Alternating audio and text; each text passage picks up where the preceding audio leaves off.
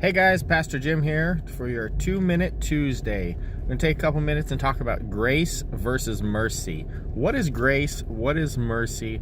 And why do people get them confused all the time?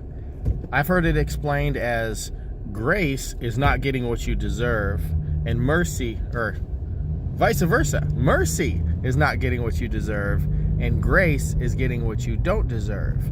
Grace accompanied with blessings normally. But why do people get them mixed up so much? It's one of those things where, like, why are you asking for mercy when you want to be asking for grace and blessings? What is the attitude of the heart? Let's try get this phone over here a little bit. All right. It comes down to an attitude of the heart. Are you approaching the Lord in a position of fear and trembling? Are you approaching the Lord in the position of submissiveness and reverence? If the Lord is the Lord that created the heavens and the earth, if you serve a God that is the author of life and death, that created everything, are you approaching this Lord as you're in trouble? Are you approaching God in a way that you're expecting He's going to smite you down, it is the end? Or are you approaching God in a place of reverence and submission? Which is it? Because I find it gets distorted and mixed up a lot.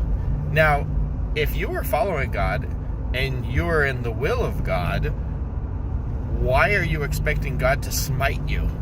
Like, what? That makes no sense. Are you approaching the Lord in a position of strength where you are submissive to Him, and are you following the will? Or do you think that you've really messed up and you're in trouble? I mean, that's kind of the baseline for a bunch of this. Do you think that you are about to get yourself in trouble and you're begging for mercy?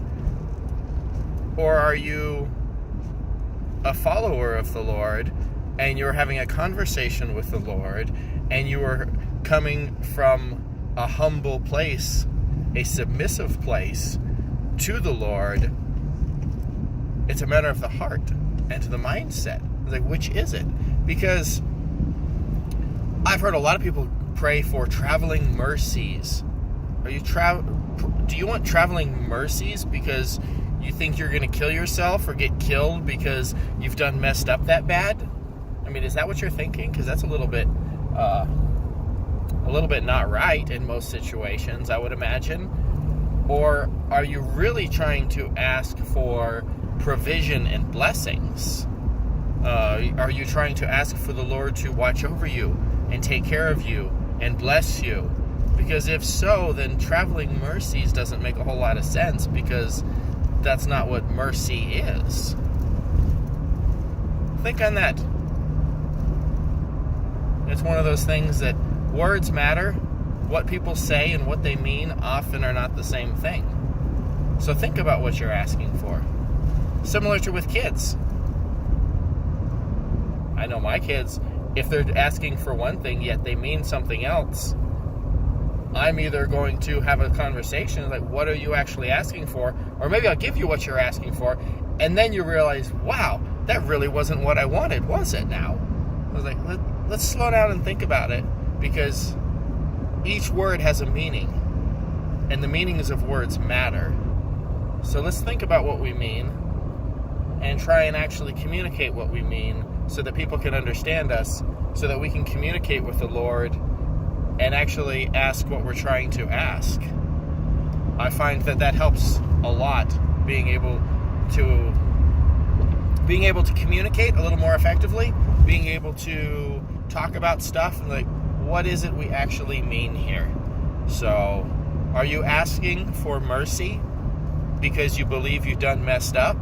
In which case, asking forgiveness might be a good place to start. Start with repentance and then go from there.